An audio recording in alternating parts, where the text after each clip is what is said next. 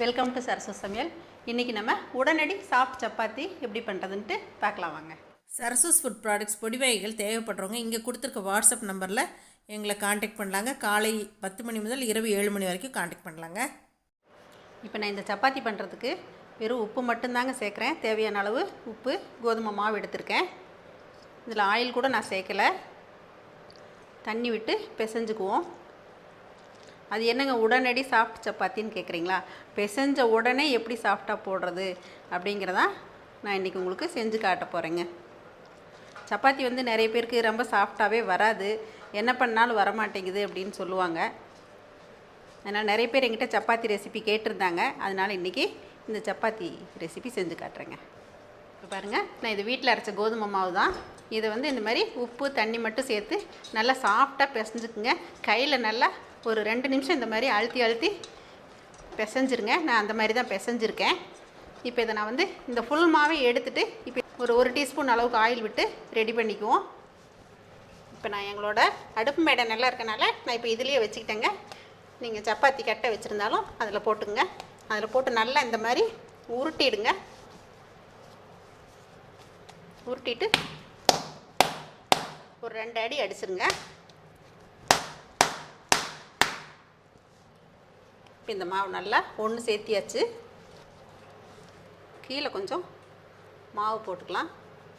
பிசைஞ்ச எல்லா மாவையும் கொஞ்சமாக தேய்ச்சி விட்டுக்கோங்க.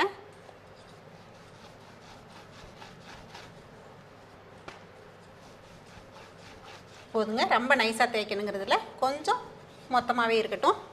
இதில் வந்து நான் விரல் வச்சுட்டு இந்த மாதிரி அங்கங்கே குழி பண்ணி விட்றேங்க. கேப் இல்லாமல் இப்படி நல்லா குழி பண்ணி விட்டுருங்க. இப்போ இந்த குழியிலலாம் மொத்தமாகவே நீங்கள் 1 டீஸ்பூன் அளவுக்கு ஆயில் எடுத்திங்கன்னா போதும். நான் கொஞ்சம் கொஞ்சமாக எடுத்து விடுறேன். ரொம்ப ஆயில் வேண்டியதில் இருக்குது. ஆயிலை வந்து இப்படி ஃபுல்லாக எல்லா குழியுமே வர மாதிரி ஸ்ப்ரெட் பண்ணி விட்டுருங்க.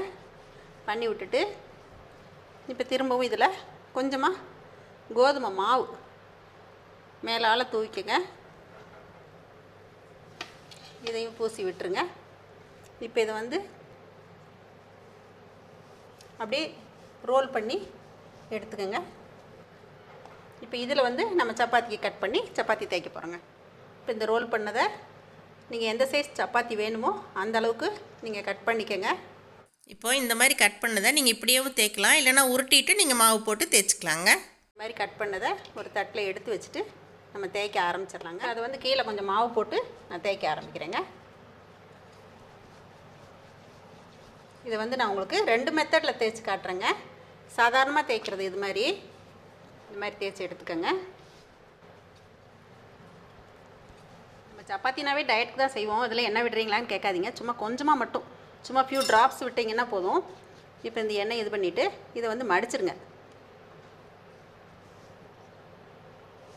இப்போ இதை வந்து இப்போ திரும்ப தேய்க்கணும்.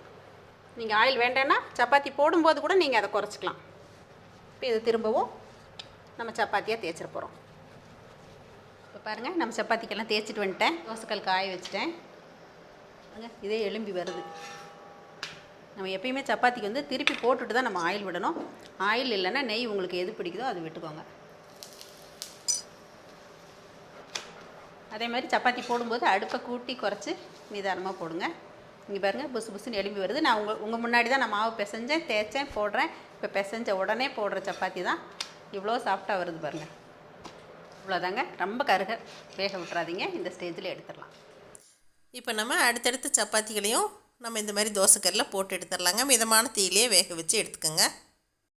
பாருங்கள், மாவு பிசைஞ்ச உடனே எவ்வளோ சாஃப்டாக சப்பாத்தி போட்டோம். பிகினர்ஸ்க்கெல்லாம் இந்த வீடியோ ரொம்ப யூஸாக இருக்கும்னு நினைக்கிறேங்க.